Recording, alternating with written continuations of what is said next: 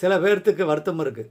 என்ன வருத்தம்னு கேட்டிங்கன்னா, ஜோதிட பெருமகனார்களெல்லாம் சொன்ன கோயில்களுக்கு சென்று விட்டோம், பரிகாரங்கள் பல கோடி செஞ்சுட்டோம், ஆனால் பலன் வரல சார், என்ன பண்ணுறது அப்படின்னா, கோச்சார பலன்களை தீர்மானிப்பதில் சந்திரன் முன்னே நிற்கிறார். ராசி திசாபுத்தி பலனுக்கு சந்திரன் தான். சந்திரன் எந்த நட்சத்திரத்தை நிற்கிறாரோ அதை வச்சு தான் வாழ்க்கை, அதை வச்சு தான் திசையே ஆரம்பிக்குது.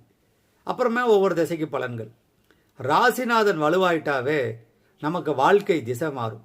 எனவே அந்த சந்திரனை எல்லா கோயிலுக்கும் முடிச்ச பின்னாடி திங்களூர் சென்று பௌர்ணமி அன்னைக்கு அல்லது திங்கக்கிழமை அன்னைக்கு அல்லது உங்களுக்கு என்ன நாள் பிடிக்குதோ அப்போ வழிபடுங்க. குறிப்பாக சந்திர ஓரையில் வழிபடுவது நல்லது.